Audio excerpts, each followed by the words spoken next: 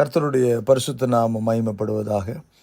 இன்றைய தின தீபம் தியானத்தில் யாக்கோபு 1:8 இரு மனமுள்ளவன் தன் வழிகளில் எல்லாம் நிலையற்றவனாய் இருக்கிறான். ஆங்கிலத்தில் NIV மொழிபெயர்ப்பு James 1:8. He is a double-minded man, unstable in all he does.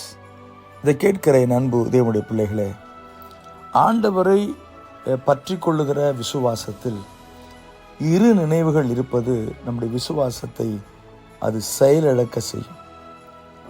ஆண்டவர் செய்வார் என்று நாம் நம்பும்போது, ஆண்டவர் அற்புதம் செய்கிறார் என்று நான் நம்பும்போது, அதில் இரு நினைவுகள் என்பது குந்தி குந்தி நடப்பதை போன்றதும், இரு நினைவுகள் என்பது இருதயத்தை கரைப்படுத்துவது. ஆகவே ஆண்டவரை என்னென்ன விஷயங்களுக்கெல்லாம் நாம் சார்ந்திருக்கிறோமோ அதிலே ஒரே சிந்தையாயிருந்து ஆண்டவரை மகிமைப்படுத்துவோம். ஆமேன்.